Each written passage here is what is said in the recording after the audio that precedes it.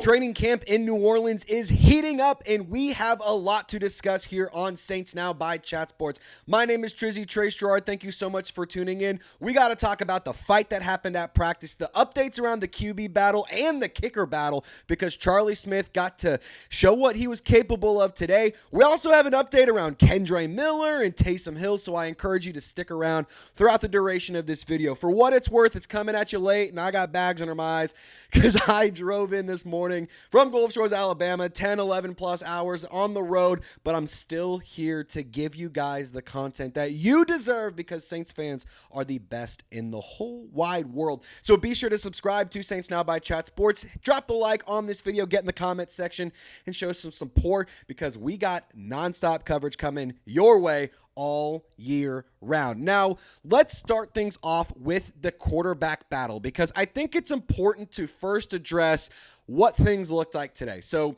as we were expecting, Tyler Shough was getting the first team reps today. Spencer Rattler had the first team reps on day one, but don't get it twisted. Jake Haener also expected to get some first team reps tomorrow on Friday. And Kellen Moore saying that there's going to be a heavy rotation between the quarterbacks to give each player a chance to showcase what they're capable of doing and what they've learned so far throughout the offseason activities. And I want to talk about Tyler Shough because the reports coming out from training camp weren't amazing. Overall, the offense was a little spotty today. Things didn't go great, but I'm just going to go ahead and say this. Do not hit the panic button. Personally, I'm okay if the offense has some days that look really good, and then the other days the defense looks really good. Because at the honest truth about all of this is, of course, we want to see how these quarterbacks look. We want to see Chris Olave dominate. We want to see Alvin Kamara, Kendre Miller, Juwan Johnson. We want to see these guys make plays all throughout training camp and the preseason. But the reality is, on the defensive side of the football too, there are competitions going on everywhere. There are players battling for a roster spot. So if we see one side of the football absolutely stand out and win the day, I'm not going to complain. I'm not going to hit the panic button just yet. I will say this. If we only see the defense winning the day, then I might start getting a little bit concerned. But the thing about the offense and with Kellen Moore, it's not about the statistics and how well they play, how many completions and drops and interceptions and touchdowns each of these quarterbacks throw. It's actually more about how they respond to a good or even more importantly, a bad day. I mean, let's be honest here. Saints fans, it's not all been sunshine and rainbows for us for football. And so we have to understand when it comes to the New Orleans Saints, it's important to address that it's okay to see these rookies and these young players look like rookies and young players because they are installing an entirely new offensive system.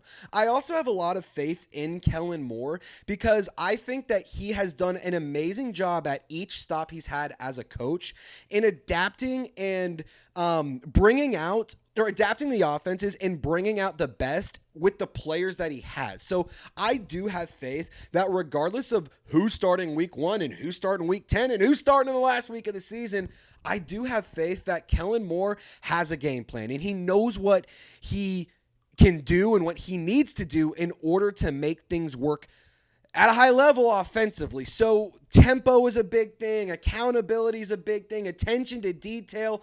Those little things are very, very important for Kellen Moore and this offense in the new era of Saints football. So I want to hear from you in the comment section. Do you get concerned when you hear that the defense is absolutely crushing things and the offense might be a little slow? Because personally, I'm not hitting the panic button yet, but I do understand if you might be a little bit worried. Now, let's get to this fight because this is something to discuss. The first fight from camp, it was brief, but Brandon Cooks, the wide receiver, the veteran, he basically squared up against the entire defense. Not squared up, but he basically said, it's me versus all y'all. And we saw him versus Rajon Wright and a bunch of the other defensive players kind of start going after it. Alontae Taylor was yelling from the sideline. He gets into the middle of the pile. He tries to be pulling everything away and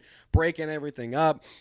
And I'm going to say this, and I want you guys to just hear me out before you start flaming me in the comment section. I love that there's passion.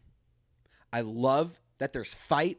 I love that there's grittiness. I love that there's toughness. I love that there's attitude. I love that there's swagger. I love that these guys are playing with their hearts, because obviously you don't want to see fights happening every single day of practice.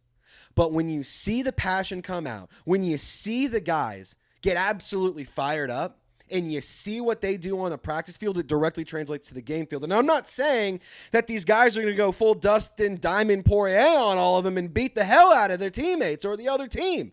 But what I am saying is there's fire, there's passion, and there is a certain level of competitiveness that we haven't really gotten to see a ton of over the past few years. So as long as this isn't a recurring issue and it's not a huge blown out thing, I'm really not that mad about it.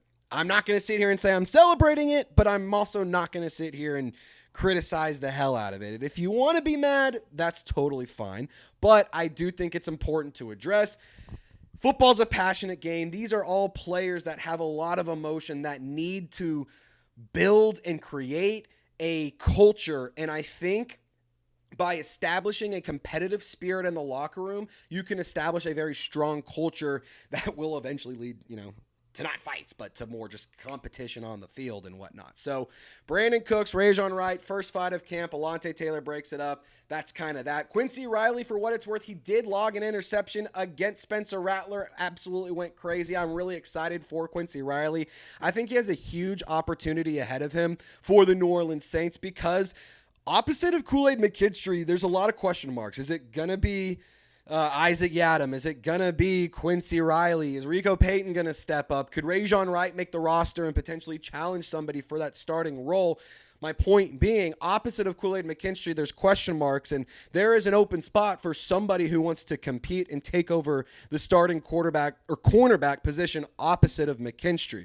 It was a spotty day for offense. Defense looked pretty good. In terms of some other updates, Taysom Hill, he was out at practice observing. He's still on the PUP list. There's no timeline in terms of what we should expect for him to be healthy enough to suit up in practice, but Spencer Rattler, Jake Haener, Tyler Shough, Hunter Deckers, they all spoke to media today after practice, and they all said the same thing, that they know Foster Moreau, they know Taysom Hill, they want to get out there. They've been involved, they've been talking to him, so it is nice to see all that. Taysom Hill, he's out at all the film sessions and stuff, so, it's nice to see that he's still bought in, he's still committed, and he's still trying to be a great example and be the best version of himself. Kendre Miller, he did get first team reps today. Excited to see more from him. He will be he has a pretty good opportunity as well, just like Quincy Riley behind Alvin Kamara. We don't really know what the future is at the running back position. So if he can be available and he can be healthy, then I think Kendre Miller could have a big year. The preseason is really where I'm excited to see him excel. I want to see him and Devin Neal really take advantage of the opportunities in the preseason. And on top of that, Julian Blackmon, we got to see him practice today. Shout out to the most recent addition to the New Orleans Saints secondary. I love the contract. It's like 1 year up to $5.5 million. It's pretty similar to what they did with Chase Young last year. And if Julian Blackmon can be a good fit on the Saints defense, he can easily earn another contract in New Orleans, and I would love to see that. Now, special teams, special plays, special players. Let's talk about Charlie Smith. He was active in the kicking session today. He went 2 for 5. He missed from 40, 47, and 49 yards. So in terms of what to expect there, I'm rooting for Charlie Smith. I have always been rooting for Charlie Smith. I think his story is amazing, and I really, really think that the absolute cannon of a leg that he has is something to not forget about and not write off. But he is fighting an uphill battle. Blake Grupe has been here. He's been playing American football for years a lot longer than Charlie Smith. So the clear advantage is with Blake Grupe. If Charlie Smith wants to dethrone Blake Grupe, he's going to need to have some better days. I'm rooting for the Irishman, would love to see him do well. And don't forget, if he does end up on the practice squad, because he's an international pathway program player, the Saints get an extra spot on the practice squad. So just keep that in mind. It's not like if you lose the battle, he's gone forever. So that's pretty much it. Not a ton of crazy stuff from today. I really wish we had more to report, but I'm going to go ahead and say I'm going to hop into this bed. I'm going to take a nap because I am exhausted, but I could not rest until I gave you guys the content you deserve. So Who Dat Nation, be sure to subscribe. We'll have more content coming at you tomorrow, and we'll be back in the studio on Monday for nonstop content, our live shows, and a lot of fun stuff. Preseason's almost here. I'm really, really excited for it to get going. And Who Dat Nation, I hope to see you guys in the next video. Y'all stay golden, and we'll see you next time.